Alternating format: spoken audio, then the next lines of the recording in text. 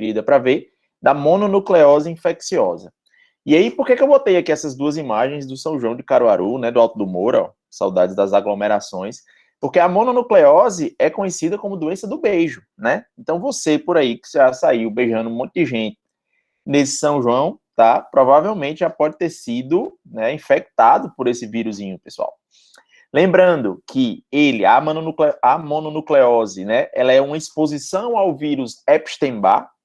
Ah, professor, mas o Epstein-Barr eu já ouvi falar. Existem vários tipos de Epstein-Barr, pessoal, como existem vários tipos de herpes vírus, por exemplo. E aí eles causam infecções diferentes, tá bom? Essa infecção, ela acontece pelo contato íntimo, como eu acabei de falar. A disseminação intrafamiliar é comum. Não sei se vocês não sei se na casa de vocês, de repente, mas, por exemplo, pessoas que têm o hábito de ficar compartilhando garfo, compartilhando colher, e aí um come, outro come e tal, e ninguém lava, aquele negócio meio, né, meio assim, mais ou menos ceboso. Criança, pessoal, pode pegar também, tá? Eles se infectam através da saliva contaminada, aí criança, todo o tempo com a saliva no dedo, e aí brinca com outra criança e por aí vai, então elas podem sim ficar contaminadas. Lembrando que o sistema imunológico delas é mais fraco, já falei disso várias vezes para vocês, de várias lesões diferentes, tá bom? E os adultos, né, normalmente vão contrair esse vírus, ou quando compartilham canudo, ou colher, garfo, ou então através do beijo, tá? Tudo isso pode acontecer. Algumas características clínicas importantes, pessoal. Grande parte dos adultos... Peraí. O cachorro quer brincar comigo essa hora. Não, agora não. Não, mano. Ó, pessoal, dê a boa noite aí pra Muff. Não pode, eu tô dando aula, vai pra lá. Vai, depois eu brinco contigo. Vai, Muff. Vai, homem. Foi mal, galera.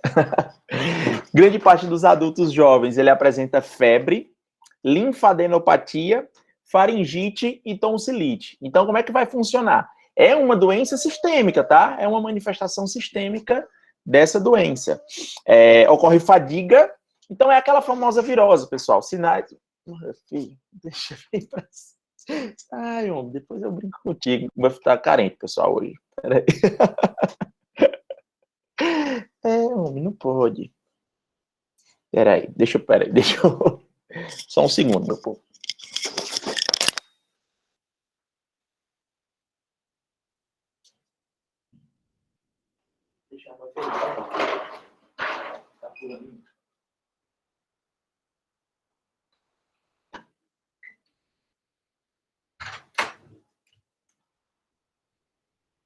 Voltei. Foi mal. Situações do home office. Sim, pessoal. Então, como eu estava dizendo, a infecção viral, ela sempre se manifesta naquela característica inicial como se fosse uma virose, né? E aí, quantas e quantas vezes vocês já não ficaram doentes, ou foram em alguma UPA, ou foram em algum atendimento de postinho, não sei, para quem usa SUS principalmente, mas no particular também é bem parecido. A pessoa mal olha para você, né, e diz, não, é virose. Então, essas queixas, esses sintomas são bem comuns, tá? Então, o paciente pode ficar febril, a febre pode alcançar até 40 graus, o que é uma temperatura preocupante, tá bom? Intraoral, começam a aparecer pequenas petequias no palato duro, e aí lembrando lá daquelas lesões fundamentais, petequias são aquelas pontinhos avermelhados, tá bom? Pode acontecer em cerca de 25% dos pacientes. A gengivite ulcerativa necrosante, vocês já devem ter ouvido falar disso na periodontia, também é bastante comum. Então, deixa eu mostrar algumas imagens, ó. Olha a tonsilite que o paciente fica, pessoal. Ah, professor, mas isso aconteceu por conta da infecção, por causa do beijo que a pessoa dela foi, exatamente por conta disso, tá bom? Em outras situações, ó, aparecem essas petequias, parece muito aquela hemorragia subconjuntiva, submucosa, né, que eu já mostrei para vocês anteriormente também. São situações que podem acontecer pela disseminação dessa doença. O diagnóstico, pessoal, normalmente pela manifestação clínica, tá certo? E aí você faz uma anamnese, pergunta alguns hábitos do paciente e tal, ou então através de alguns procedimentos laboratoriais. Então, você faz um exame, você faz um hemograma, você observa o aumento do número de linfócitos que pode sugerir uma infecção viral, tá bom? Na maioria dos casos, a mononucleose infecciosa, ela regride dentro de 4 a 6 semanas, Então, quase como tudo que a gente observa, pessoal, de infecção por vírus, a gente percebe que a gente tem uma regressão meio que espontânea, até o próprio coronavírus, que se ele não seguir um curso mais agressivo, né, o paciente ele fica bom sozinho. Então, você fica tomando uma série de medicações meio que para tratar os sintomas que você sente, tá bom? Mas nenhuma medicação que seja realmente efetiva para combater o vírus. A gente tem esse grande problema com os vírus. Já falei disso para vocês algumas vezes. Os vírus, eles sofrem mutações constantes. Então, é muito complicado a gente ter um remédio que realmente combata isso, tá bom? E aí você pode utilizar algum antipirético, pode utilizar que não contém aspirina, tá certo? Anti-inflamatórios não esteroidais. Qualquer remédio desse para tratar os sintomas podem ser utilizados. Não tem grandes estresses para isso, não. Tá bom? Outro tipo de vírus que existe, que é o citomegalovírus, que é um tipo diferente de herpes vírus, tá bom? Ele é semelhante a outros herpes vírus. Ele tem também aquela... Lembra do herpes, quando a gente falou muito sobre ele? A pessoa é contaminada com a herpes ela fica inoculada na região, principalmente de tronco nervoso, que você tem, e ela espera um momento específico para se manifestar. Que momento específico é esse, Rafael? Baixas imunológicas, então. Ou o paciente teve algum tipo de desnutrição, ou o paciente está em algum estado de excesso de exposição solar, ou então fadiga, qualquer coisa que... crise de ansiedade, crise de estresse, qualquer coisa que diminua o sistema imunológico dele, pode ser propício ao aparecimento dos sintomas, tá bom? Esse aqui, especificamente, eles ficam na latência nos gânglios, nas células das glândulas salivares, no endotélio dos macrófagos e também nos linfócitos, ou seja, ele pode permanecer em diversos locais por muito tempo. Clinicamente, a gente vai observar mais em recém-nascidos, tá certo? Ou em adultos imunossuprimidos. Então, não é comum eu encontrar uma lesão por citomegalovírus, um paciente infectado por citomegalovírus na idade adulta normal.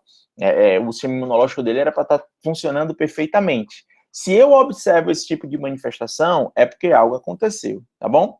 Transmissão, pessoal, ou através da placenta. Então, quando a mulher está grávida, ela faz uma série de exames para tentar detectar o citomegalovírus, para saber se não vai passar no parto, tá bom? Ou na amamentação, também pode acontecer. Transfusão sanguínea pode acontecer, apesar de ser bem raro, né?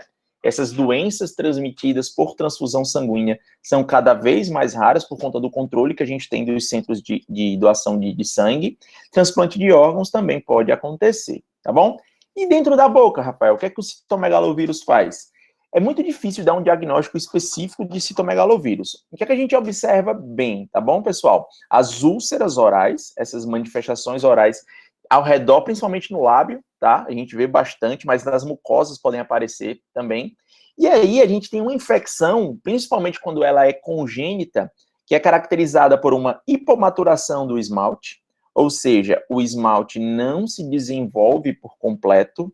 Se o esmalte não se desenvolve por completo, pessoal, esse dente ele está mais desprotegido. É mais fácil que ele seja desgastado por um quadro de atrição causado por bruxismo, por exemplo. É mais fácil que esse dente fique cariado. Eu também tenho uma hipoplasia difusa de esmalte. Então, eu tanto tenho áreas que não se formaram em esmalte, como também áreas onde eu não tenho a maturação dos mesmos, tá? E aí, como eu falei, ó, isso tudo pode levar à lesão por atrição. Quem não lembra o que é atrição, a gente comentou isso no quarto período com vocês. A atrição é aquele movimento onde um dente roça no outro. O bruxismo, por exemplo, é um exemplo de atrição, tá bom? Diagnóstico, pessoal, o diagnóstico da infecção é feito a partir da combinação de achado clínico, e aí eu posso também pedir alguns exames complementares. Ah, Rafael, e aí eu preciso fazer um exame específico para detectar a presença desse vírus? Lembra lá, pessoal, que a grande maioria das vezes essas lesões, elas são resolvidas com o passar do tempo. Então, normalmente elas não progridem por tanto tempo. O maior problema que a gente vai ter aqui com o citomegalovírus é realmente essa transmissão para o feto, tá? Mas, se a mãe fizer o pré-natal direitinho, garantir que não tem essa transmissão, praticamente você não tem nem manifestação clínica, tá bom? Se aparecer num paciente adulto, o que eu tenho que pensar é nessa imunossupressão, ou seja, ele é um sinal. Então, não é para eu ter um paciente adulto com sistema imunológico bom com citomegalovírus. Caso eu tenha, eu já tenho que atentar a uma situação de imunossupressão, que muitas vezes pode estar associado ao vírus do HIV, tá bom? Outra infecção viral bem importante, né? no nosso país principalmente, que é o sarampo. O sarampo, pessoal, com certeza vocês já viram alguma propagandinha aí do Zé Gotinha, dizendo que tem que fazer a vacinação do sarampo, aquele negócio todo, tá certo? Ele é uma infecção causada por um paramixovírus, perdão, tá certo? Do gênero morbillivirus. E aí o que é que acontece? Ele é altamente variável a apresentação, a manifestação dele. Por quê? Porque é uma doença que é combatida com vacina. Então, se eu faço a utilização da vacina da maneira adequada, eu posso combater a proliferação desse vírus, tá bom? Ele se dissemina através de gotículas produzidas pela respiração. Muita gente tem dúvida de como é que se pega o sarampo, tá, pessoal? E é bem assim. O período de incubação dele é de 10 a 12 dias. E aí, o que é que acontece? Normalmente, esses indivíduos afetados, eles ficam infectantes 2 dias antes de se tornarem sintomáticos. Então, essa é uma fase bem complicada. Se está tendo um surto de sarampo, poxa, eu não estou sentindo os sintomas do sarampo. Eu não sei o que está acontecendo. Eu nem sei que eu estou doente. Daí eu fico ali espalhando o vírus. É muito parecido com o que acontece com quem tem coronavírus de maneira assintomática. Ele não perdeu o paladar, ele não perdeu o olfato, e aí ele continua se relacionando com todo mundo. O problema é que ele está ali naquele momento disseminando o vírus, tá bom? O vírus é associado à hiperplasia linfóide significante, ou seja, os linfonodos ficam bem exacerbados, tá bom? Amígdalas ficam exacerbadas, as adenoides, e por aí vai. Febre é uma manifestação bem constante também. E aí eu tenho alguns estágios, pessoal. E aqui é muito importante porque ela tem sim uma manifestação oral importante, que eu vou chamar aqui de manchas de Koplik, vou já mostrar para vocês, mas isso cai muito em prova por conta dessa situaçãozinha, desse primeiro estágio dela. São os famosos 3 Cs. Se vocês lembrarem, olha lá, quando vocês estavam no ensino médio, vocês devem ter estudado algumas doenças, e com certeza o sarampo foi uma delas, tá, pessoal? E que 3 Cs são esses que representam o sarampo, tá? A coriza, que é o corrimento nasal, né? Que é aquele nariz escorrendo. A tosse, que é do inglês cold, tá bom? E então o paciente tosse bastante. E a conjuntivite. Então, normalmente, o paciente, nesse primeiro estágio do sarampo, tem essas 3 situações, tá bom? Nesse estágio inicial, pessoal, gravem isso na cabeça de vocês para sempre, tá? Manchas de Koplik. Manchas de Koplik estão associadas ao sarampo. Rafael, que danado são manchas de Koplik? São essas áreazinhas que podem estar avermelhadas, são áreas que podem estar esbranquiçadas, espalhadas dessa maneira. Ah, professor, mas isso parece com várias outras coisas que o senhor mostrou. Concordo, pessoal. Lembrando que esse paciente tem aqueles 3 Cs famosos. Então, para ajudar no diagnóstico, o paciente vai ter coriza, vai ter tosse e vai ter conjuntivite. Além disso, ele vai ter essas manchinhas de Koplik, tá? Espalhadas pela mucosa. Isso é bem comum, pessoal.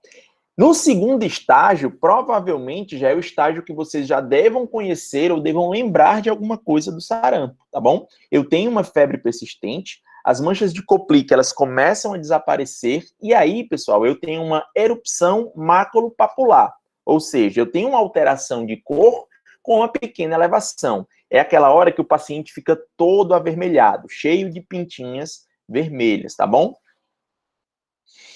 No terceiro e último estágio, a febre termina, tá certo? A erupção, ela começa a desaparecer, sendo substituída por uma coloração acastanhada. E aí, finalmente, tem a descamação da pele nas áreas afetadas pela erupção. Ou seja, essas lesõezinhas aqui avermelhadas começam a ficar mais escurecidas, elas chegam numa fase de maturação, o paciente normalmente passa a febre dele, ele vai ficando bom, tá bom? Então, o diagnóstico, pessoal, ele é típico. Normalmente, quando se ouve falar em sarampo, não sei se vocês já ouviram falar em alguma epidemia de sarampo, ele é bem assim, numa região, está tendo um surto de sarampo. E aí, como é que você faz normalmente, pessoal? Você intensifica a vacinação, tá bom? O melhor tratamento vai ser sempre a vacinação, vai ser sempre a prevenção, tá bom? Lembrando que o sarampo é parte de uma vacina amplamente utilizada, tá certo? Que é uma que é a MMRV, que é a famosa tríplice viral. Vocês tomam lá desde crianças, tá bom? Então, atenção ao tipo de vacina que é e ao tipo de doença que ele é, tá bom? Cachumba, esse aqui com certeza vocês já ouviram falar, a mãe de vocês já comentou alguma coisa, uma avó de vocês já comentou alguma coisa. Se não conhece como cachumba, provavelmente não vai conhecer como parotidite, tá certo? Epidêmica.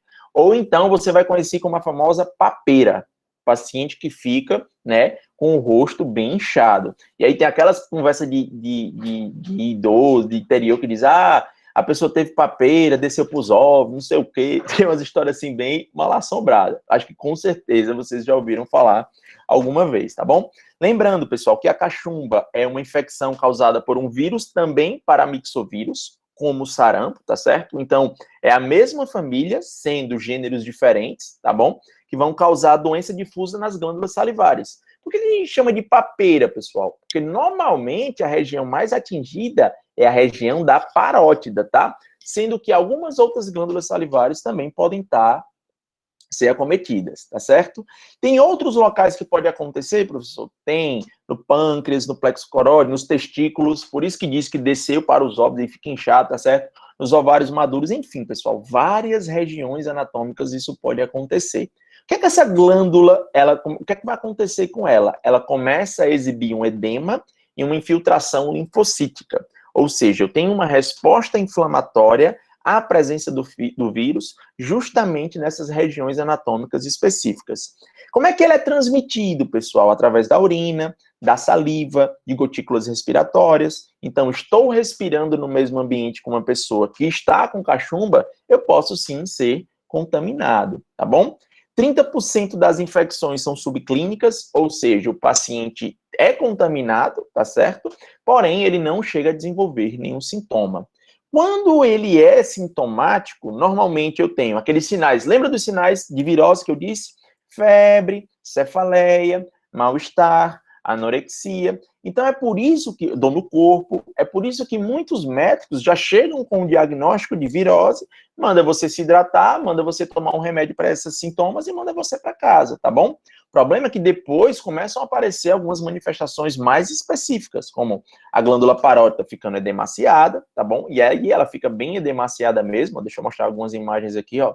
Não é o Kiko do Chaves, tá? A bochecha fica gigante, pessoal. Lembrando que essa é uma doença que, quando a gente pensa muito em transmissões, porque a pessoa pegou cachumba, a gente pensa, sei lá, numa área de pouco desenvolvimento, baixo desenvolvimento financeiro. Não, pessoal. Mesmo jogadores de futebol famosos, aqui o Alexandre Pato, tem muitas pessoas que de vez em quando você vai escutar alguma notícia pela internet que a pessoa tá com papeira, tá certo? Tá com a cachumba. E aí, quando ele começa a edemaciar, você tem desconforto, essa tumefação, pessoal, ela começa a comprimir os tecidos que estão ao redor, daí você pode ter um pouco de dor, tá certo? Você pode ter um pouco de parestesia, às vezes até não sentir direito o seu lábio, algumas regiões do seu corpo, tá bom? Por conta da proximidade com o trigêmeo. Os movimentos mastigatórios da mandíbula ou alguns alimentos que estimulam a secreção salivar tendem a aumentar a dor. Já viram aquela imagem do cachorro que fica olhando a máquina de galeto, né? E aí, conforme você vai fazendo ali, vai girando e o cachorro vai salivando. Pronto, pessoal. Quando tá chegando a hora do almoço, que a gente sente o cheiro de uma comida gostosa, que a gente começa a salivar, se a glândula parótida é responsável pela salivação, né? Por uma parte da nossa salivação, obviamente que se eu estimulo ela e ela já está edemaciada, ela vai ficar dolorida, tá certo? O aumento dessas glândulas começa de um lado, e aí normalmente eu tenho a manifestação do outro lado poucos dias depois, tá? Diagnóstico de cachumba, pessoal, ele é facilmente realizado. Clinicamente, esses sinais de aumento de volume dessas áreas, junto com aqueles sinais de virose, são bem tranquilos de se reconhecer, tá bom? Tratamento é de natureza paliativa, como a grande maioria dos vírus, a gente não tem um remédio específico para matar, e aí você vai administrar antipirético, analgésico, tá certo? De preferência, sim, a aspirina. A aspirina é uma medicação, pessoal, que basicamente não é mais utilizada, né? Não sei se vocês pegaram, acho que a maioria de vocês são muito novos, não pegaram o tempo da AS, mas a AS, ela era um medicamento que você era até brincava, né? Você botava para a criança ficar mordendo, né? Ele era meio amargo, assim, e usavam bastante, tá bom? Então, hoje, por ele ser um antiagregante plaquetário, não é tão utilizado com essa finalidade de tratamento dessas situações. Tranquilo, galera? Tá todo mundo entendendo por aí? Tá tudo certinho? Eu parava a aula para brincar com ele. Ele brinca bastante. Inclusive, ele gosta muito. A mais importante de todas essas de vírus, pessoal, com certeza absoluta, é o vírus da imunodeficiência humana e síndrome da imunodeficiência adquirida, né? O famoso HIV. O que é que acontece, pessoal? Antes do HIV, os atendimentos odontológicos, eles eram bem diferentes. Então, os meus professores atendiam na clínica deles, no consultório deles, na faculdade, sem luva, por exemplo. Nem sempre usavam máscara. Então, você fazia ali uma exodontia, você fazia uma restauração completamente sem luva, tá bom? Então, não tinha-se essa preocupação tão grande. Quando o vírus do HIV chegou e teve aquele boom das pessoas contaminadas e tudo, e descobriu que contaminava pelo sangue, houve uma revolução na biossegurança. Então, por isso que muita gente ainda, quando está atendendo um paciente, poxa, tenho medo, porque se eu me perfurar aqui e tal, eu vou pegar HIV. É muito parecido também, pessoal, fazendo analogia com a época que a gente vive, dessa pandemia pelo coronavírus. Por quê? Porque ela mudou completamente. A gente ia para a clínica, né? Já que vocês entraram na clínica esse semestre, a primeira vez, mas se vocês acompanharam antes, você ia com um jalecozinho, botava uma máscara, um óculos de proteção, um gorro e pronto, né? Hoje é pijama cirúrgico, é jaleco descartável, é face shield. Então, são coisas que provavelmente elas não vão deixar de existir depois que passar essa pandemia, porque houve uma verdadeira revolução nesse tipo de atendimento, nesse tipo de cuidado que a gente tem com a biossegurança, tá bom? Então, todo mundo já ouviu falar do HIV, todo mundo ouviu falar do vírus, da doença, mas o que é muito importante que vocês associem? A AIDS, pessoal, é a manifestação clínica mais grave da infecção pelo HIV. O HIV, que é o vírus da imunodeficiência humana, ele é o vírus propriamente dito. Então, não é porque você contraiu o vírus do HIV que você terá a AIDS. A AIDS é a manifestação clínica. Hoje, com todo o nosso tratamento clínico, todo o tratamento que a gente faz de medicação para esses pacientes, eles chegam a ter uma taxa de virulência tão baixa que eles conseguem viver o resto da vida deles sem ter a manifestação da AIDS, tá certo? Então, eles vão ser eternamente portadores do HIV, porém, nem vão transmitir esse vírus, nem vão ter qualquer manifestação clínica causada por essa situação, tá bom? Então, situações que aconteceram muito, como preconceito com esse tipo de paciente, são coisas que não são mais toleráveis, tá bom? O paciente, se ele adquirir o HIV, ele pode ter uma vida normal o resto da vida dele, tá bom? E aí se destaca uma das coisas do Brasil. A gente sempre fala muito mal do Brasil em relação a quase tudo, né? Tem umas doenças que só tem aqui, é a corrupção que não presta, tudo é pirateado, mas aí esse negócio de tudo piratear foi bacana.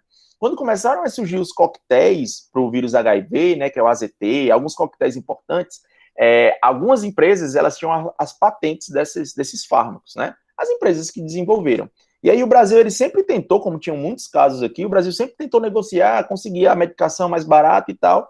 Tanto tentaram que não conseguiram, aí, de repente, o Brasil decidiu pegar algumas dessas medicações, né? Comprou algumas, copiou e começou a distribuir de graça, né? Isso foi motivo, pessoal, de um monte de processo, de um monte de situação. Mas, por conta dessa atitude, o Brasil ganhou vários prêmios. O que foi que ganhou reconhecimento internacional em várias áreas? Ah, mas foi pirateando o remédio? Foi. Mas ele pegou um remédio que era de patente de uma empresa privada que pensava no lucro e começou a distribuir para todas as pessoas que realmente necessitavam.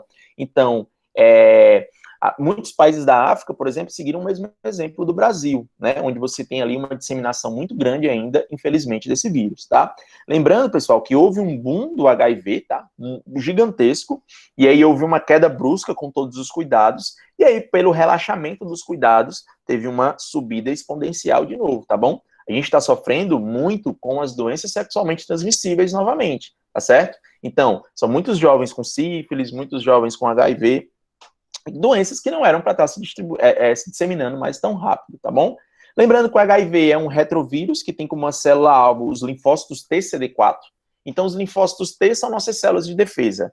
Ele vai direto nesse linfócito T. O que é que ele faz, pessoal? Ele causa a depressão e a consequente imunodepressão do indivíduo. O linfócito, ele é uma resposta que eu tenho de defesa. Se eu não tenho aquela resposta de defesa, qualquer infecção que eu seja atingido, qualquer situação que possa ocorrer em mim, eu não vou ter como me defender, tá bom? Então, qualquer gripe, qualquer pneumonia pode me matar. Ele deixa o indivíduo altamente vulnerável, tá bom? é como se você tivesse uma casa cheia de coisa de valor dentro, e fosse embora e esquecesse de trancar o cadeado, esquecesse de trancar o portão. Quando você voltar, meu amigo, não tem mais nada, levou-se tudo, tá certo? Você fica altamente vulnerável. O vírus, ele faz mais ou menos isso com você.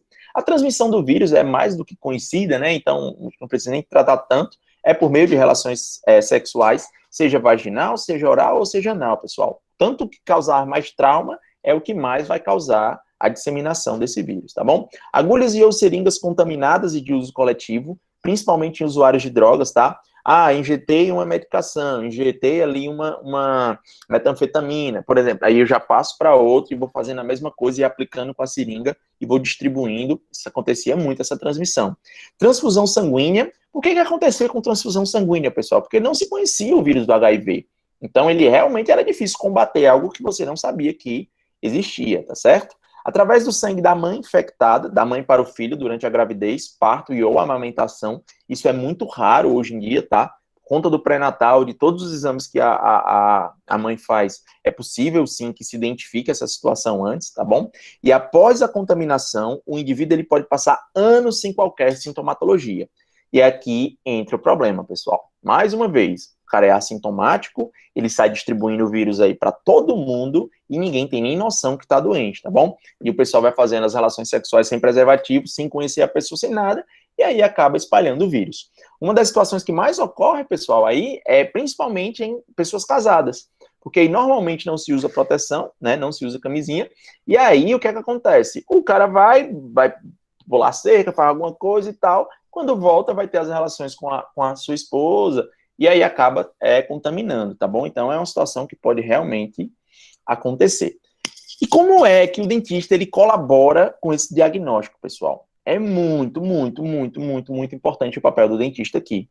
Lembram da candidíase que a gente já falou? Daquela infecção fúngica, da Candida albicans? Pessoal, a candidíase é a manifestação intraoral mais comum do HIV. Então, o que é que acontece? O paciente ele é portador do HIV assintomático. Beleza, a saúde oral dele está perfeita. De repente, ele começa a apresentar manifestações de cândida, né? A candidíase dentro da boca. E aí você, poxa, o cara é imunocompetente, o cara não tem nenhum problema, não passou por nenhuma situação, não utilizou antibiótico por muito tempo. Por que está aparecendo agora essa infecção por cândida, tá? Então, algo me avisa, algo me sinaliza que não está certo, tá bom? Tem outra situação que pode acontecer, outra manifestação, que é a leucoplasia pilosa oral, que é uma das manifestações orais mais comuns, mas ela está principalmente associada ao Epstein-Barr. Lembra que eu falei do Epstein-Barr, que ele tem manifestações diferentes? Lá para o 7º período, eu vou falar muito para vocês sobre a leucoplasia, que é a lesão pré-câncer causada pelo cigarro. Essa é uma leucoplasia pilosa, pessoal, causada por um vírus. Ele tem o mesmo aspecto de leucoplasia, tá certo? Ele se comporta como uma leucoplasia, mas não foi criado pelo hábito de fumar, e sim pela manifestação do vírus. Ou seja, eu tenho o Epstein-Barr se manifestando em um paciente que tem HIV. Por quê? Porque o Epstein-Barr só se manifesta normalmente quando você tem uma baixa imunológica. Falei lá disso para vocês quando eu mencionei o citomegalovírus, tá bom? Sarcoma de Kaposi, pessoal, é outra manifestação oral extremamente importante. Sarcoma me remete a uma neoplasia maligna, tá certo? Então, é uma neoplasia multifatorial, que tem origem nas células endoteliais vasculares, então ele tem esse aspecto vascular bem evidente, tá certo? Acredita-se que o herpes vírus humano tipo 8 é responsável pelo desenvolvimento da neoplasia. Professor, mas o vírus vai causar o câncer? Sim, pessoal. Parem de pensar que o câncer é causado sempre pelas mesmas situações. Eu vou mostrar isso em várias aulas para vocês mais para frente, que um vírus, ele pode sim causar uma mutação que vai gerar um câncer. Como ele faz isso, pessoal? O vírus, ele se conecta à estrutura de DNA da célula. Esse DNA da célula, essa célula, quando vai se replicar, ela sai alterada, ela sai mutante, e aí, de repente, ele começa a se multiplicar numa velocidade, assim, extremamente exacerbada, tá certo? E aí vai acabar gerando a formação do câncer, tá bom? Manifesta-se como múltiplas lesões de pele e mucosa oral. Normalmente, os locais anatômicos do sarcoma, pessoal, são o tronco, a cabeça e o pescoço e o braço, tá bom? Aproximadamente 80% dos indivíduos com sarcoma de Kaposi têm associação a HIV. E aí, uma das coisas que eu vou falar para vocês também, pessoal, é que é muito importante a presença do sistema imunológico contra o câncer. Vocês sabiam que a gente normalmente, o câncer já é uma doença terrível, né? Mas as pessoas ainda não têm tanto câncer porque as células de defesa, elas protegem. Então, eu tenho células de defesa que quando começa a acontecer uma mutação estranha no meu organismo, vai lá e destrói aquela mutação. O problema é que quando aquela taxa de replicação é tão alta, tão alta, tão alta, que eu não consigo combater. Então, sarcoma de Kaposi, antes do HIV, era título de rodapé de livro, pessoal. Nem aparecia, era a coisa mais rara do mundo ter um sarcoma de Kaposi. Agora não, tá bom? Então, ó, embora qualquer local da mucosa possa ser envolvido, o palato duro, a gengiva e a língua são bem afetados. E aí, veja, na pele da pessoa aparece esse tipo de lesão, ó, eu tenho esse aumento de volume associado, e aqui, pessoal, na mucosa, fica bem caracterizada a natureza vascular da lesão. Então, eu tenho a proliferação de células endoteliais, que são as células que formam os vasos sanguíneos, tá bom? Olha o sarcoma de Kaposi, ó, em manifestações diferentes. Parece ser uma lesão bem mais tranquila, né? Você vê um paciente como esse, e diz, não, aqui o paciente deve estar com alguma periodontite, aqui o paciente pode estar com granuloma piogênico, uma lesão periférica de células gigantes, e na verdade, quando você vai ver, e dependendo da evolução, ele tem um sarcoma de Kaposi, tá bom? Linfadenopatia generalizada persistente é outra coisa que pode aparecer. Lá na aula de exame clínico, vocês aprenderam a palpar os linfonodos. E aí, pessoal, esse linfonodo, quando ele é palpável, ele significa alguma coisa. O linfonodo palpável, ele quer dizer o quê? Que tem algo estranho acontecendo e as minhas células de defesa estão sendo produzidas em grande escala, tá certo? Então, isso pode denotar muita coisa, tá bom?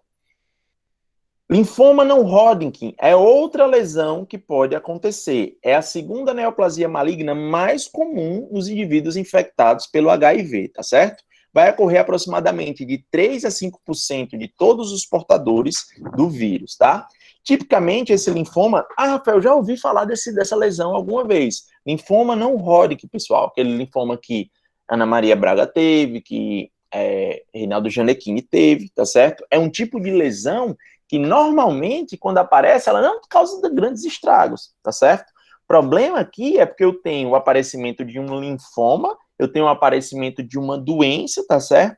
E agora eu não tenho as células de defesa para me proteger, tá certo? Ela é uma doença agressiva e de alto grau, que frequentemente está associada ao envolvimento disseminado e a curto tempo de sobrevida. O que é que acontece, pessoal? Quando eu tenho a disseminação dessa doença em um paciente que não consegue se proteger, normalmente ele pode chegar, inclusive, aí a óbito, né? Então, ó, uma manifestação oral aqui do linfoma, tá bom? Outras situações que podem acontecer no paciente com HIV, pessoal, são as doenças periodontais, tá bom? São lesões periodontais que aparecem. Essas são mais difíceis de associar diretamente ao HIV. Por quê? Porque outros pacientes podem ter. Você pode ter um eritema linear gengival. Eritema linear gengival, pessoal, é quando você tem só uma areazinha avermelhada no pezinho do dente, digamos assim. Qual uma coisa que deve ser muito observada, pessoal? Doenças periodontais normalmente acontecem muito por má higiene oral, tá bom? Então, o paciente que ele está com a manifestação do HIV, muito provavelmente ele também tem uma má condição oral. Então, uma periodontite que deveria se manifestar de maneira mais tranquila, ela acaba sendo mais agressiva. Eu posso ter a GUM, né, que é a gengivite ulcerativa necrotizante, e a PUM, né, que não é peido, mas é a periodontite ulcerativa necrotizante, certo? Então, eu tenho aqui a gengivite, ó, no estado mais piorado da doença, tá certo? Bem associado ao vírus do HIV. Vejam, pessoal, a candidíase é associada também. Então, eu tenho a gengivite ulcerativa necrotizante, junto com candidíase, me dando um alarme claríssimo que esse meu paciente provavelmente está com manifestação no HIV. Professor, e quando eu olho assim, eu já posso dizer para o paciente isso? Não. E aí, claro que você vai pedir exames específicos, né? Ou encaminhar para um médico para fazer um exame específico do que você está suspeitando, tá certo? Para encerrar, ó, a periodontite aqui, ó, ulcerativa. Então, o paciente, ele perde toda a estrutura de suporte dentário, tá? E isso pode ser um problema bem severo.